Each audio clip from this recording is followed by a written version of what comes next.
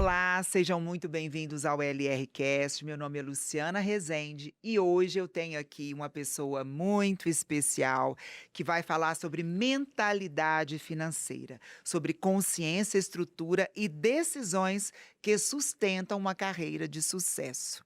Porque hoje por que eu resolvi trazer esse tema? Porque hoje a gente vê profissionais liberais, principalmente da saúde, médicos, biomédicos, enfermeiros, né, que estão seguindo aí a área da estética, que têm faturamentos excepcionais, mas que não conseguem estruturar a própria vida financeira. Então eu trouxe hoje a Ana Delbem, Uhum. que vai falar um pouquinho pra gente sobre esse assunto. Seja muito bem-vinda, Ana. Obrigada, Lu, pela oportunidade de a gente conversar um pouquinho sobre finanças comportamentais, que eu Isso. vejo que as finanças, se a gente não souber lidar com as nossas emoções, isso reflete muito no nosso comportamento, tanto para a vida pessoal, para financeira, para profissional. A gente tem que estruturar as informações dentro da gente com as emoções para poder até fazer esse gerenciamento da nossa vida financeira.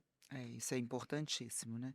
Ô Ana, só uma assim, antes da gente começar, porque eu até preparei, né, estruturei umas perguntas aqui, mas você presta consultoria para profissionais, assim, profissionais liberais te procuram, você presta uma consultoria de como ele pode se programar financeiramente também?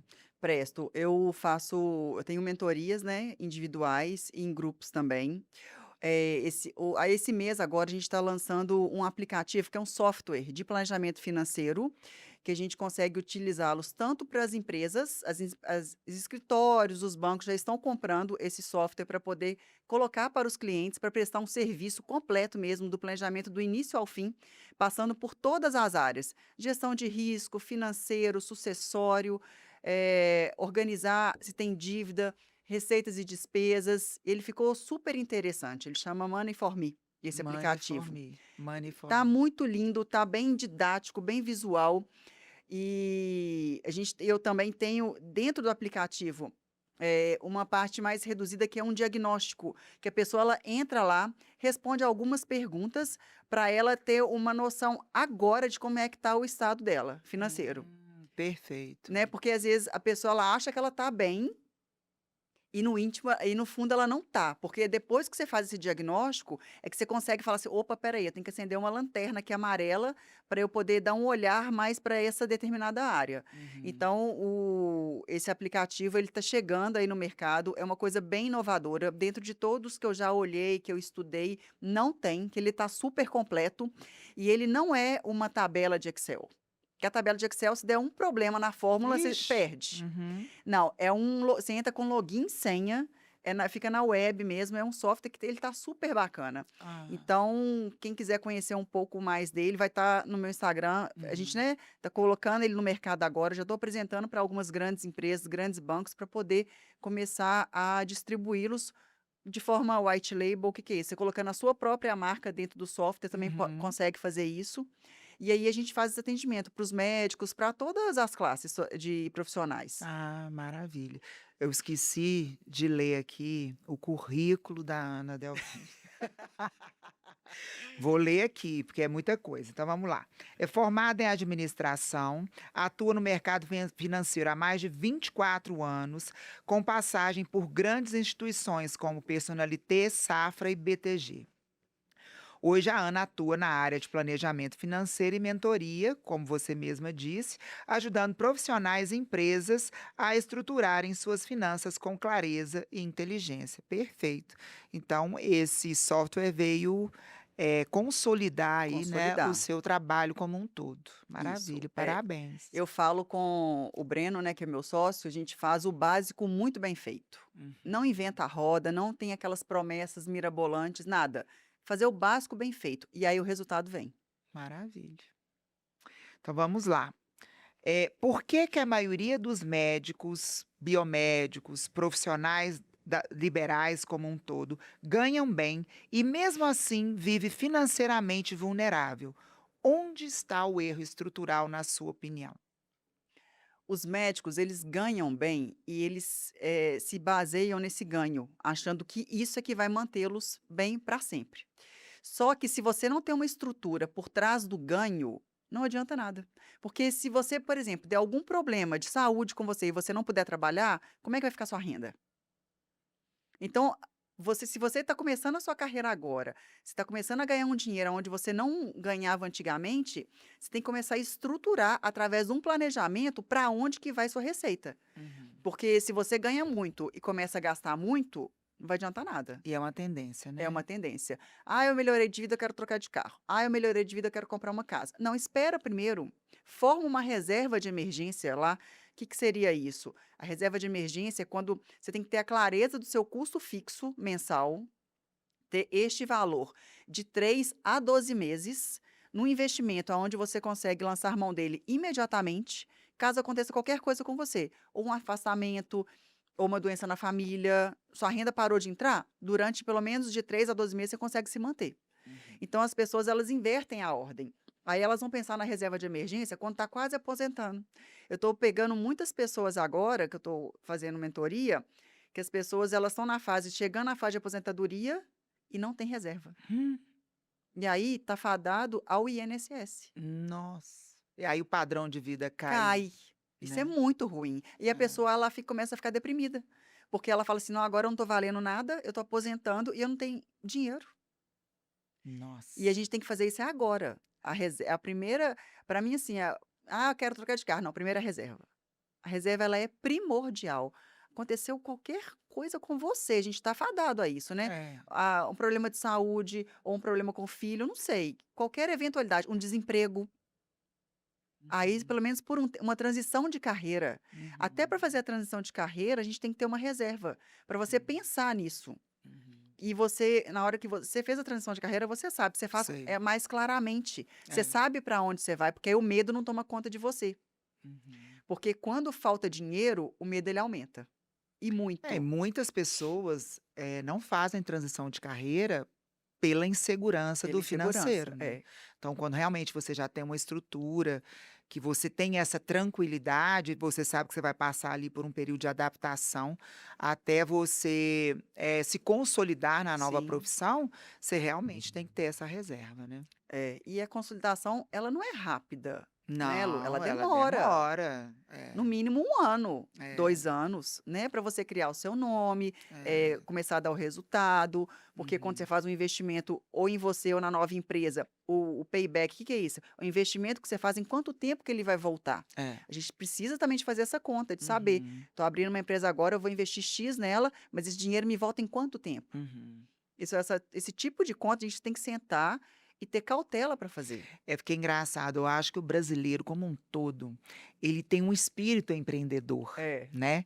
Isso acho que tá no sangue, assim, do brasileiro. Mas é também com muita aventura, né. muita Talvez aventura. seja por isso que, muitas empresas não vão para frente, Uhum. né, muitos profissionais aí, eh, não conseguem manter ali a empresa que que é o sonho, às vezes, da vida dele, né. Porque não tem o planejamento financeiro, não Não, não pensa nessas sabe. adversidades, Não né. sabe em quanto tempo o investimento dele vai começar a ter o retorno. Eles querem abrir empresa esse mês para já faturar mês que vem. É, E aí esquece de outras variáveis que estão dentro disso também, é, né. é verdade. Eu vou fazer uma pergunta agora que tem muito a ver, com profissionais da saúde, Uhum. porque eu acho que a PJ com a PF se mistura um pouco, né. Sim. Então eu queria que você me falasse qual que é a diferença prática entre o planejamento financeiro de uma clínica, né, da PJ, e do profissional da pessoa física. O que que acontece quando as 2 coisas se misturam? Fica muito confuso quando você não separa, tá. Eu falo que a gente tem que separar o CPF do CNPJ e os 2 têm que ser rico. Então, por exemplo, como é que eu vou fazer essa separação? Vai no mercado e olha um profissional igual a você, o quanto que ele ganha. "Ah, eu ganho X". Esse valor que você tem que ter de prolabore. E aí você não pode achar que o CNPJ é um caixa eletrônico onde você vai lá e fica sacando dinheiro para pagar as dívidas. Ah, eu adorei caixa É, eletrônica. eu quero fazer uma viagem na pessoa física, eu vou lá e saco na jurídica. Não posso. Eu tenho que sacar da minha pessoa física. Vice-versa também é a mesma coisa. Então você tem que separar e você tem que ter o seu prolabore. E se o seu dinheiro acabar, Paciência, você tem que se virar com sua PF. A PJ você não pode misturar, que se começa a misturar, você não vê o faturamento crescer. E aí, quando você precisa de estruturar a empresa, fazer investimento, você não vai ter o dinheiro. Uhum, Então, olha no mercado, ó, um profissional na minha área ganha X, então eu tenho que trabalhar para minha empresa pagar esse salário para mim dentro do mês. uhum. É interessante, porque geralmente as pessoas não obedecem muito isso, né. Não, elas fazem a PJ de saque de caixa eletrônico. É verdade. Bom, o que que muda quando o profissional entende que o maior ativo do negócio é ele mesmo? O que que, o se ele parar, a renda para? Esse eu acho que é um grande problema aí para os profissionais da saúde, né. Por exemplo, hoje eu tenho esse problema, minha clínica depende de mim, Uhum. né. Isso é uma coisa que me preocupa, a gente está tentando aí ampliar os horizontes, mas pelo menos por um tempo isso acontece, até que você se estruture. Ou tem gente que não estrutura até o resto da vida, igual, por exemplo, você mesmo disse, esse profissional que te procurou, que não se preparou, né. Não. A renda dele, da família, depende dele unicamente. Então, assim, o que que você traz de alerta? Porque eu acho que quando a pessoa chega a entender isso, tomara que não seja tarde demais, né. É. Quando o profissional ele depende só dele para a renda, ele tem que cuidar muito da saúde dele. Porque senão ele vai trabalhar até ter um burnout, ou ficar exausto, ou achar que aquilo não é para ele. E aí a pessoa, ela foca só no trabalho. E aí, uma coisa que, igual você pensou em fazer, que é muito interessante, é você formar pessoas. Para quando, na sua falta, a sua empresa continuar trabalhando no mesmo padrão que você exerce. Só que é simples formar uma pessoa? Não é. Não é. Durante um tempo, a gente tem que dedicar, tem que dar, né, tem que dar o sangue mesmo naquilo, até eu falar assim: "Opa, espera aí, só que eu não posso deixar prejudicar a minha saúde". Porque se eu não cuido de mim, se eu não estou bem fisicamente, mentalmente, espiritualmente, as coisas não vão fluir. Aí o profissional ele fica, igual tem muitos médicos que dá plantão direto, depois vai para o consultório, não dorme e a saúde dele vai ficando ruim. Uhum. E não adianta, você vai procurar um profissional aonde ele não se cuida e a mentalidade dele tá ruim, isso É. ele vai começar a perder cliente, Exato. Reflete diretamente no reflete. trabalho, né. Então ele tem que pôr ele em primeiro lugar, a saúde dele e estipular os horários. É claro que quando você está ganhando muito dinheiro, o dinheiro vai entrando, a gente não pode inverter os valores, colocar o dinheiro acima de tudo e depois, o resto eu dou um jeito. Não, você tem que estruturar o seu plano mesmo, a visão que você quer para o ano. Quanto que eu quero chegar de faturamento, quantos clientes que eu quero atender, mas como é que eu quero ter a minha qualidade de vida em relação a isso? Uhum. Essas perguntas a gente tem que se fazer, porque senão a gente se atropela e fica só trabalhando e aí a nossa saúde vai para o buraco. Isso é muito E ruim. cada dia a gente vê mais pessoas doentes, né, por Doentes, trabalhar demais, né. E aí, eu quero que você me fale uma coisa, quais são os erros mais perigosos que você observa quando os profissionais começam a crescer a clínica sem um planejamento financeiro?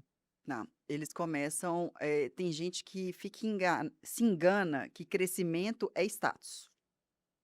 E não adianta você crescer desordenadamente. Aí você vai lá, muda de lugar, aumenta o seu custo fixo. Você não está tendo aquela margem que você precisa no investimento que você está fazendo. E aí ela fala assim: não, eu quero mudar para uma clínica enorme, chiquérrima, que eu vou ter mais cliente. Às vezes não. Porque aí você começa a contrair uma dívida que você não está esperando, e às vezes você não tem a resposta tão imediata dos clientes, a ponto de você sanar o crescimento desordenado que você fez. Uhum. Então, crescer errado? Não, não é errado, mas crescer desordenadamente sim, porque aí você vai começar a gerar uma instabilidade, uma insegurança financeira, que às vezes isso vai impactar no seu trabalho. Uhum. Porque você quer crescer, mas você está dependendo do que o cliente vai te trazer de, né, Porque de às vezes as retorno. pessoas pensam que passando por um espaço maior, né, elas terão mais pacientes e na verdade, Às vezes não. às vezes não, né. E aí o que acontece? Depois que você mudou, cresceu demais, você fala assim: opa, agora eu tenho um problema. Porque você começa a ter uma lacuna onde você não consegue suprir. Aí Uhum. você vai ter que se reinventar através de outros ou procedimentos ou ir para outros nichos para poder bancar a estrutura que você cresceu. E aí a pessoa ela não faz esse planejamento antes, ela faz depois que ela já mudou de lugar, A hora que o problema vem, na né. hora que o Aí problema vem o vem. estresse, o burnout, né. Não, aí, começa a doer e aí você precisa de ter saúde para você também sanar esse problema. É, nossa. Em qual momento o profissional precisa parar de pensar apenas em faturamento e começar a pensar em estrutura, previsibilidade e proteção? O profissional, às vezes, ele fica iludido que eu tenho que faturar muito, que isso que vai me trazer um benefício, falando que eu sou boa porque eu faturo muito, nem sempre. Que às vezes tem muitos profissionais que faturam muito e o resultado às vezes não é nem é tão bom. A pessoa ela tem que faturar, a gente tem que faturar, eu não estou falando que não tenha que faturar, mas isso não é o primordial. A gente tem que fazer, se você quer crescer na sua carreira, a gente tem que ter uma constância. Porque eu prezo muito mais o meu trabalho em relação ao meu cliente e vendo se eu estou vendo que está tendo a transformação nele, para mim é muito válido isso e, consequentemente, o faturamento ele vai vir. Porque também não adianta eu vim aqui, eu vou te cobrar um valor gigantesco e você não vai ter o resultado. Que você está me pedindo uma solução para o seu problema e eu não vou solucionar. Quero apenas o seu dinheiro. Então, é o famoso propósito. Para mim, eu tenho que transformar a sua vida. Se você está procurando a minha consultoria para poder te ajudar a resolver um problema, ou de dívida, ou de investimento, ou sei lá, uma estruturação de uma sucessão familiar e tudo, eu preciso de resolver o seu problema. E, consequentemente, o faturamento ele vai chegar.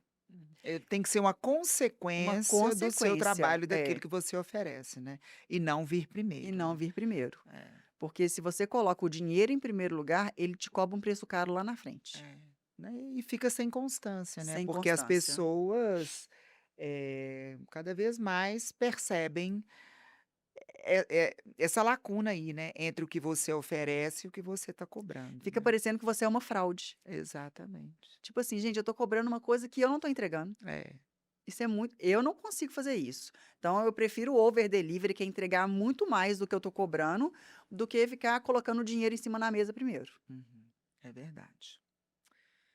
Como que a falta de planejamento financeiro afeta decisões e a carga de trabalho e até a qualidade de vida do profissional? Acho que a gente até falou um pouquinho sobre isso, né. É. Esse planejamento financeiro que foi estruturado nesse software, a gente consegue ter uma visão clara de como é que tá a minha vida hoje. Tá?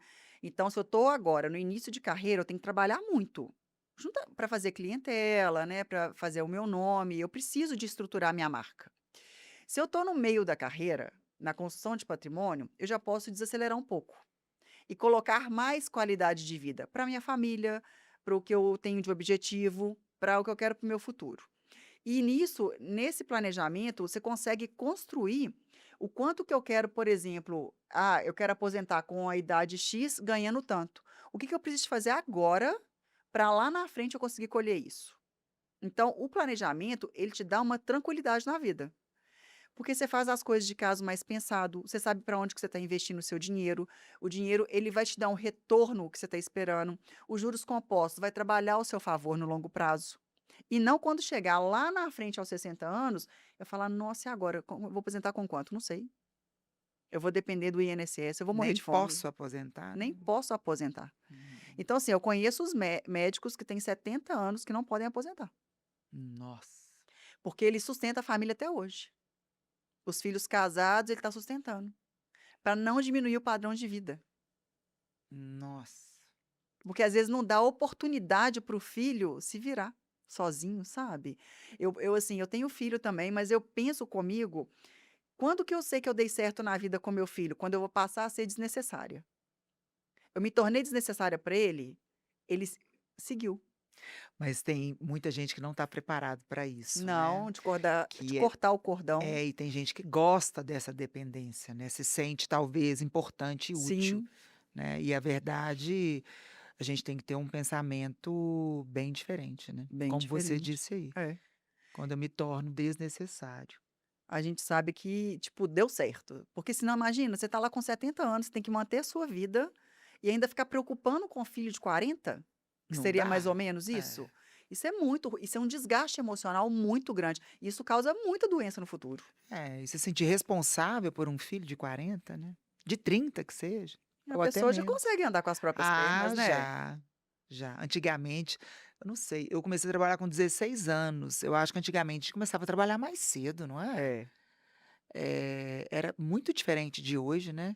A geração de hoje está muito diferente, assim, e os pais muito super protetores. Parece que os filhos são de porcelana, eles quebram. É. Não E sabe quebram receber mesmo, tá. é, não sabe receber um não. Eu não É, fui criada dessa forma, então nem eu. eu replico muito do como eu fui criada. Eu também Uhum. trabalho desde os 15 Aham. e comecei ali, né, com arroz e É. tal, na 98, foi super legal. Isso para mim, me fez criar uma estrutura do que eu tenho hoje. Uhum. E isso eu tento passar para o meu filho. Agora eu penso lá na frente, se lá na frente ele escolher outros caminhos que não está de acordo com o que penso, eu vou mostrar para ele o que é o certo e o que é o errado, mas a vida é dele. É, Eu não posso ficar grudada com ele o resto da minha vida. é, Infelizmente, eu tô ali para apoiá-lo, mas não para ficar empurrando ele para ele resolver a vida dele. é. Ele tem que se virar sozinho, É, e ser responsável pelas escolhas, né. pelas escolhas dele. É, É. Enquanto você tá ali também para orientar, né. com certeza. É a autorresponsabilidade, né? A Eu faço que autorresponsabilidade. uma palavra que as pessoas não têm.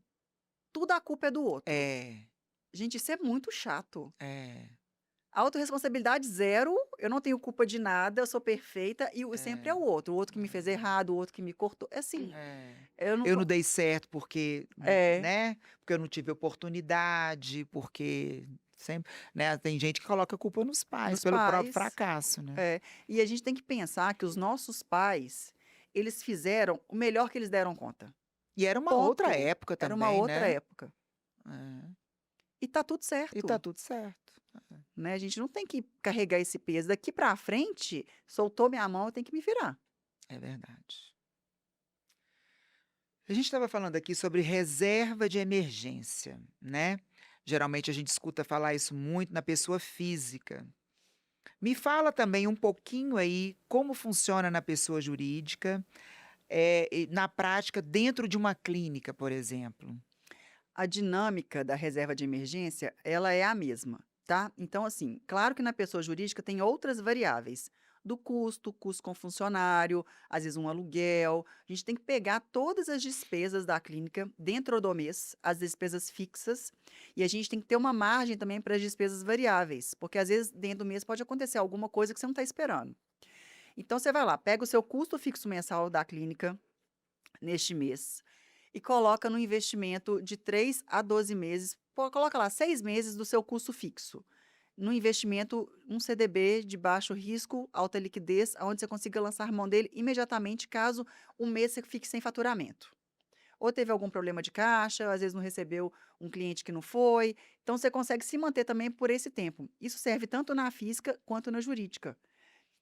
Porque no caso do profissional liberal, que a empresa é que está pagando ele, então os 2 têm que ter reserva. A pessoa física tem que ter a reserva dela, independente se a clínica é dele ou não, e a pessoa jurídica, né, também tem que ter a reserva.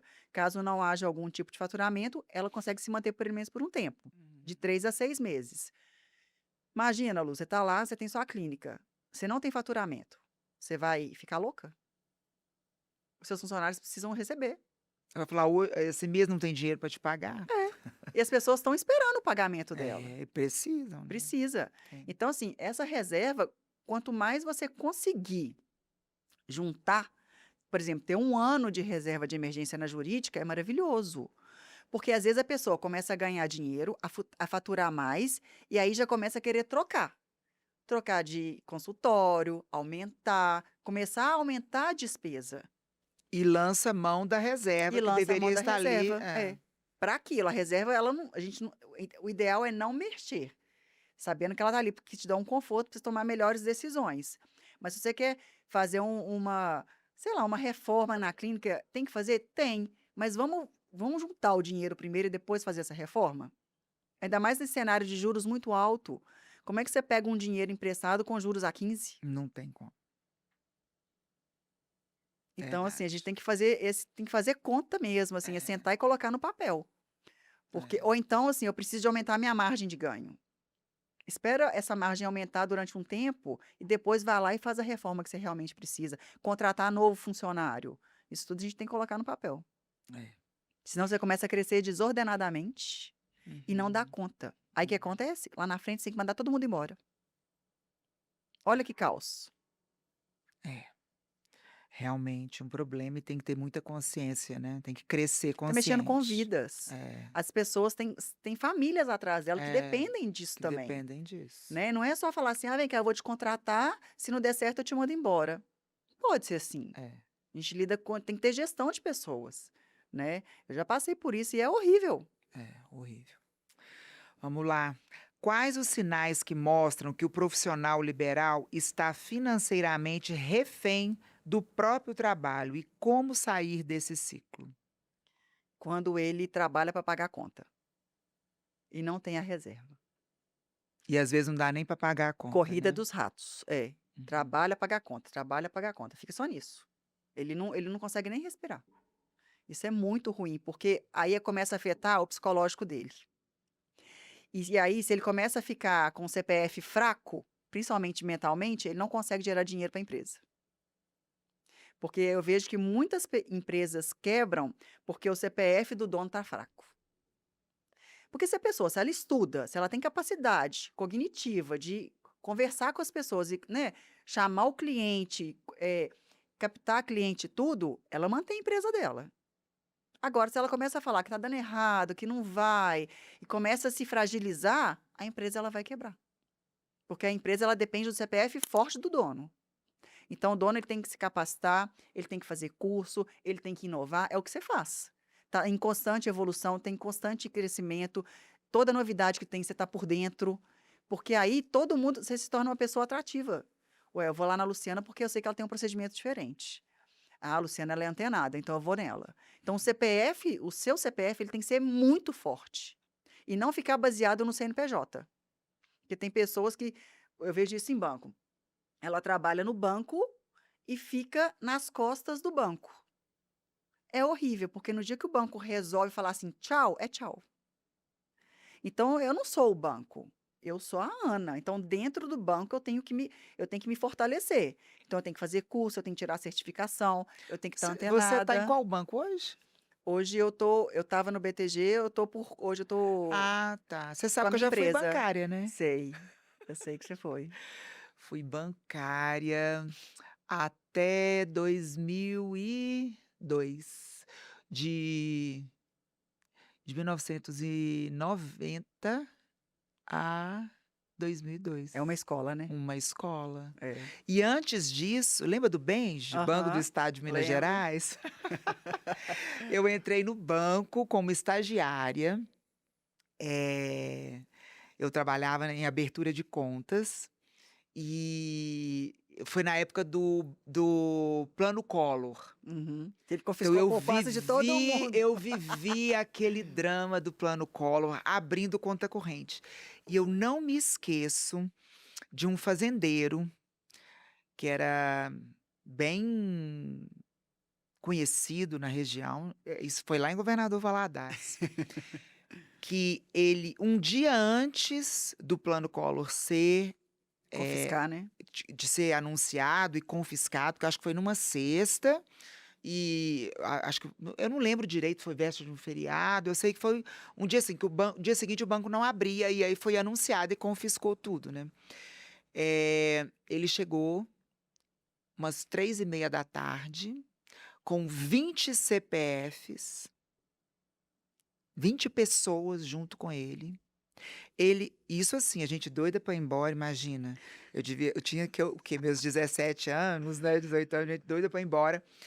E ficou eu e mais 2 pessoas que trabalhavam comigo, abrindo essas 20 contas, e antigamente, gente, abrir conta era na máquina de escrever, era tudo manual. E aí a gente abriu essas 20 contas correntes, ele transferiu todo o dinheiro dele, Para essas ele contas. tinha a informação, para essas 20 contas, e ele não teve nada confiscado.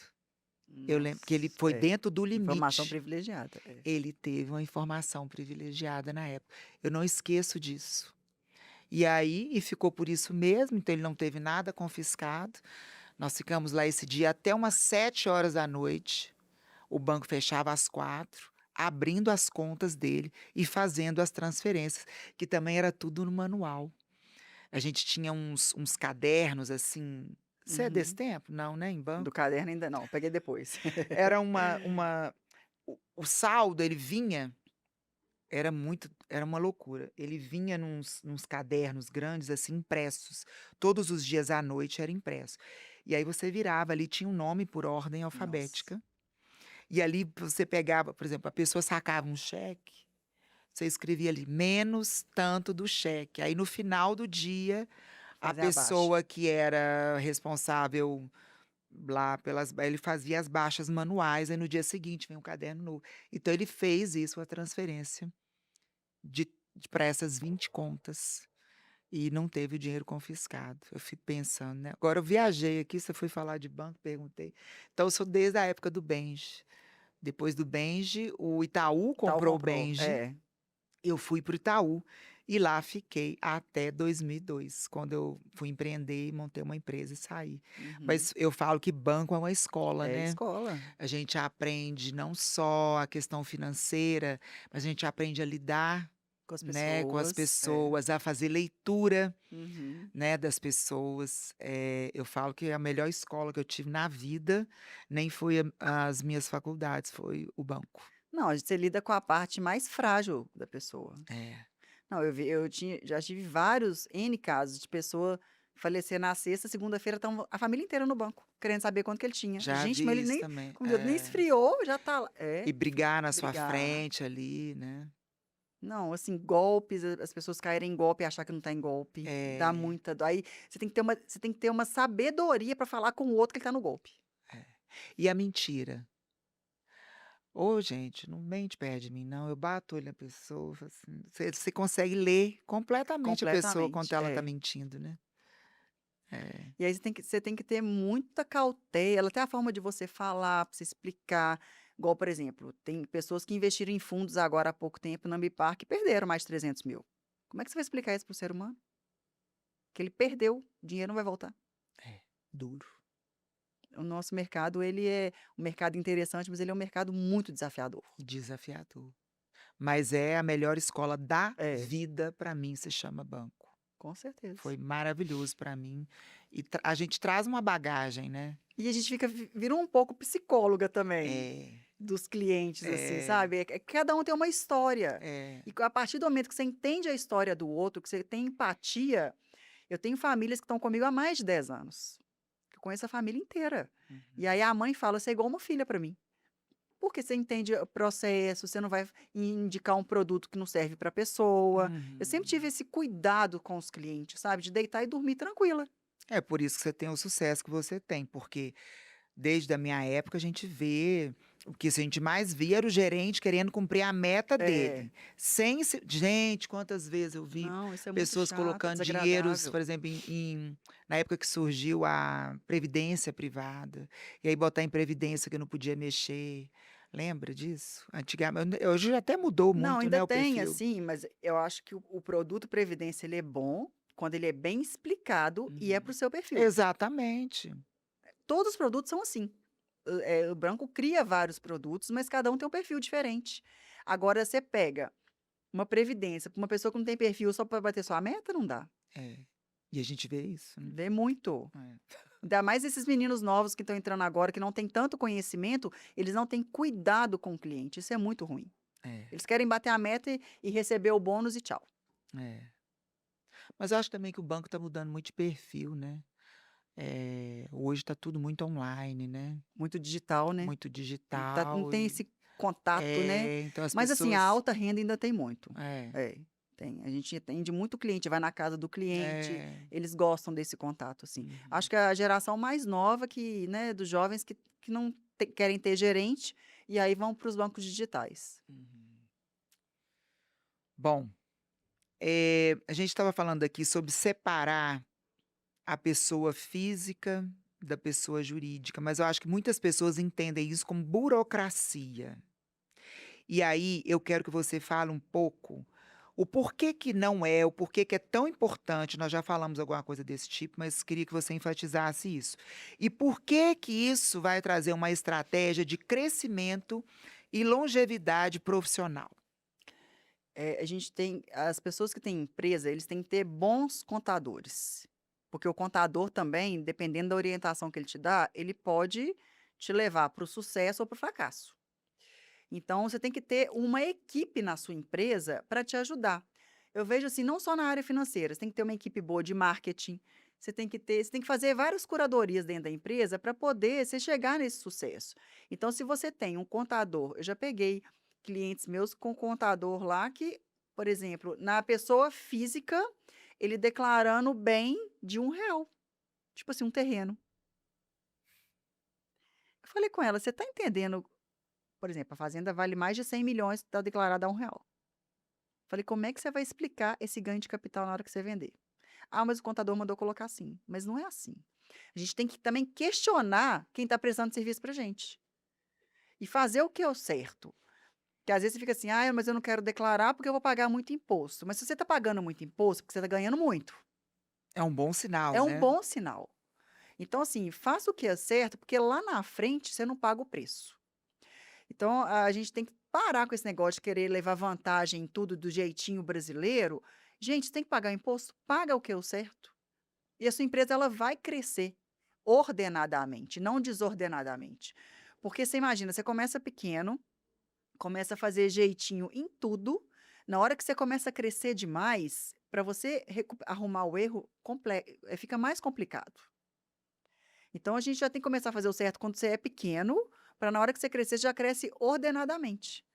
Porque senão você começa a achar que você está ganhando muito e o dinheiro começa a ser mal investido. Uhum. Que você poderia estar investido em outras empresas, dentro do seu próprio nicho, criar um ecossistema dentro da sua empresa, criar outros braços que também vão te gerar novas fontes de renda, você não ficar presa a uma renda só. Isso eu vejo que eu acho que a gente ter várias fontes de renda vindo de outros meios que independe da gente, isso é muito importante para a sua sobrevivência também. Uhum. É uma renda passiva que vai te dar através do investimento, é Uhum. uma renda de aluguel de imóvel que você está comprando. Então a gente também tem que criar essa estrutura. Por isso que quando a gente criou a Money for Me, foi para isso também, para estruturar para o cliente, Uhum. tanto de forma na PJ dele, quanto na pessoa física. Porque lá dentro do meu software eu consigo te mostrar. Hoje o patrimônio que você tem, na sua falta, quanto que você tem, a sua família tem que pagar para acessar. E quais são as estratégias que a sua família pode estar utilizando para poder acessar os seus bens sem ter que desembolsar dinheiro deles? Uhum. Através de outras ferramentas que a gente consegue fazer isso também. É de uma previdência privada, é de um seguro de vida. Então, Uhum. assim, isso eu consegui colocar isso lá dentro para trazer essa clareza, para a pessoa não ficar perdida. Aí ela pode pensar assim: ah, mas eu ganho pouco, eu vou fazer planejamento? Vai, porque o planejamento ele independe do quanto que você ganha. Porque eu conheço faxineiras que têm mais dinheiro que o próprio dono da casa. Porque elas vão guardando, juntando.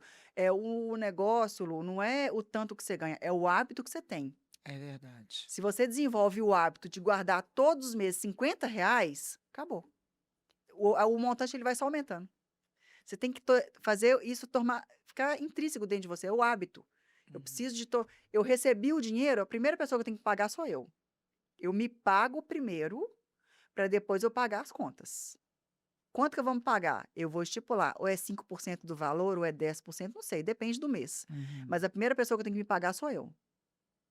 Eu vou lá, me pago, começo a formar minha reserva que eu não vou mexer, os juros compostos começam a trabalhar ao meu favor, vira uma renda passiva, e aí vai virando um ciclo vicioso bom, que não Uhum. é um ciclo de dívidas nem nada. Você se paga, você começa a crescer seu caixa e sua mente vai ficando mais leve, para você criar E a gente novas vai ficando fontes de mais renda. tranquilo, né? Vai ficando mais É, o que tranquilo. eu ia te perguntar agora é realmente assim, se você pudesse dar um conselho para o profissional liberal, aí principalmente na área da estética, para quem está começando agora e está começando a ganhar bem, o que que seria esse conselho? Acho que começa aí do que você falou, né. Fazer um planejamento financeiro, mas bem estruturado, passando por todas as áreas. E primordial, a reserva de emergência. Uhum. Tem que ter uma reserva. Porque senão ele vai estar fadado ao fracasso. Porque o que ele vai ganhar, ele vai gastar. Ele vai, eu preciso de R$ 1.000, vou lá e dar um plantão. Ah, eu preciso de 10 mil, vou lá e dar um plantão. O médico ganha bem, ganha super bem. A área da saúde pessoal ganha bem. Mas eles gastam muito também, na mesma velocidade que ganha. Então, a reserva de emergência eu vejo que é uma prioridade, assim, zero. Tem que ter. Que aí a É. pessoa começa a guardar e aí ela pode pensar em novos projetos. Não precisa ter pressa para fazer. É. E nem ficar ansioso com Fica relação a ansioso, isso, né. é. Agora nós vamos falar sobre mitos e verdades. Eu quero sua opinião, tá bom? Uhum. Quem ganha bem nunca tem problema financeiro. Isso é mito ou verdade? Mito. Porque eu conheço gente que ganha muito bem e tem problema financeiro.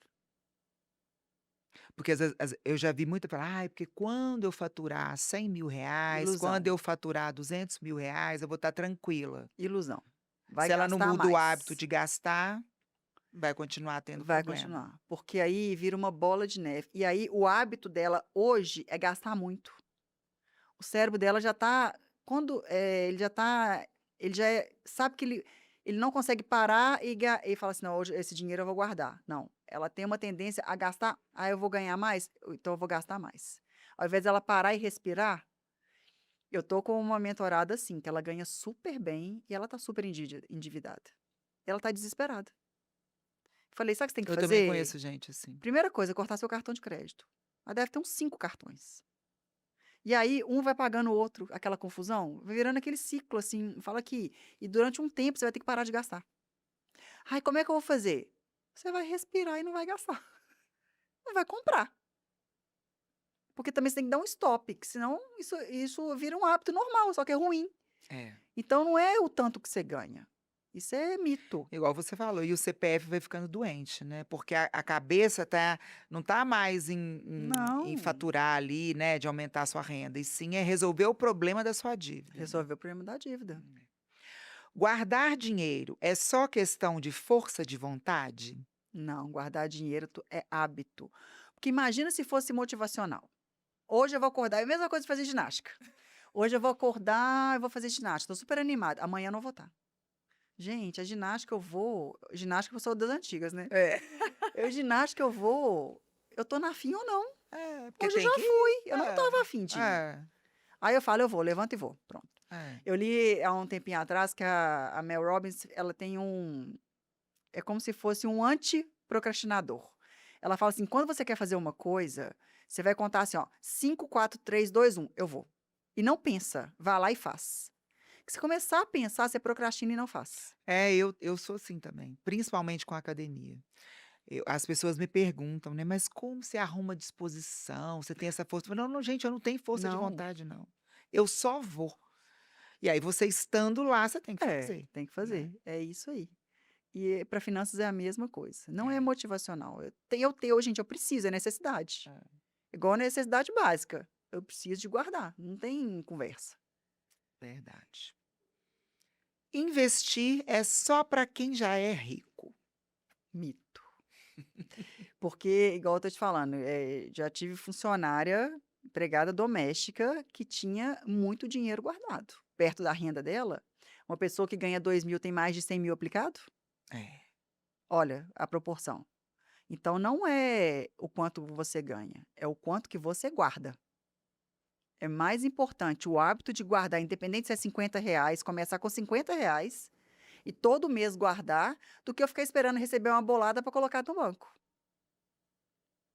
é. E para isso também tem que ter consciência e disciplina, né. Consciência e consistência, E né? consistência, é verdade. Cartão de crédito é sempre o vilão das finanças. As pessoas elas acham que o cartão é o vilão. O cartão, ele é apenas um meio de pagamento. Você utiliza ele para pagar as contas. A partir do momento que você não sabe utilizar o cartão, ele vira um vilão. Porque os juros é super alto, se você não pagar a fatura inteira, se você começa a parcelar a fatura, vira uma bola de neve e é um problema.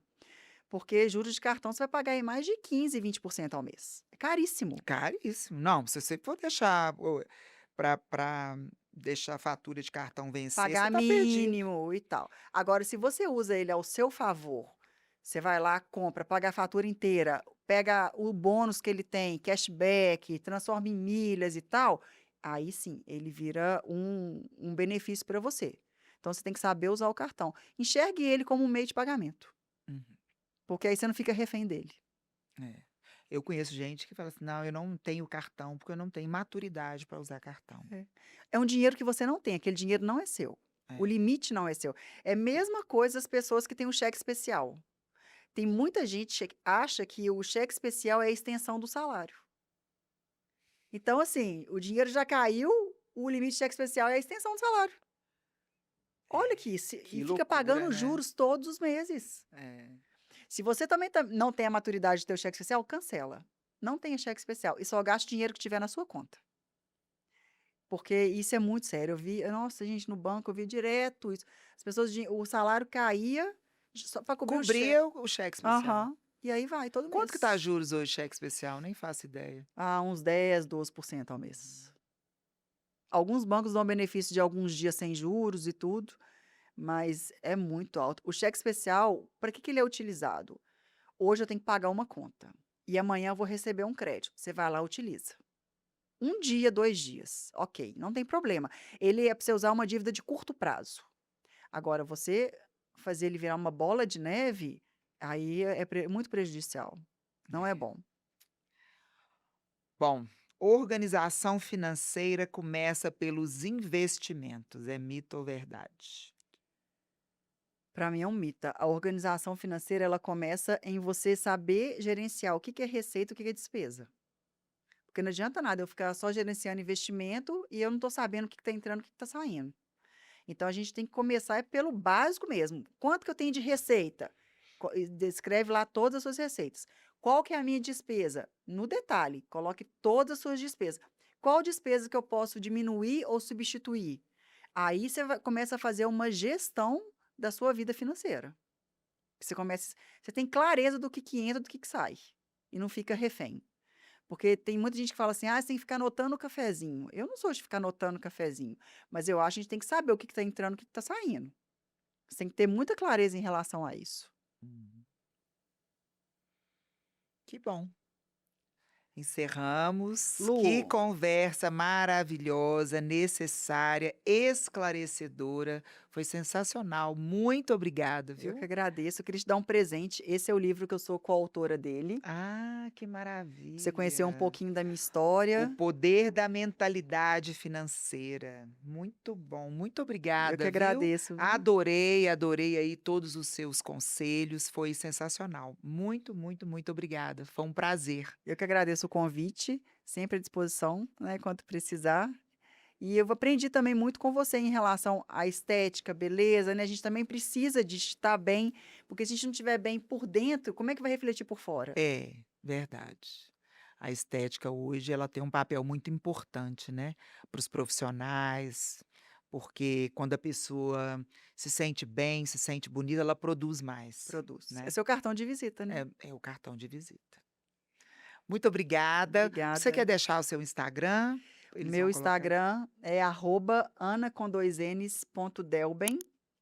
Vocês vão ver lá que eu falo muito, gravo os vídeos sobre finanças comportamentais. Quem tiver interesse sobre mentoria, saber um pouco mais sobre o aplicativo, o Money for Me, só me chamar, que aí a gente vai conversando por lá. Maravilhoso, adorei, eu quero ver esse aplicativo. Ele tá lindo, você vai ver. Então, mais uma vez, muito obrigada.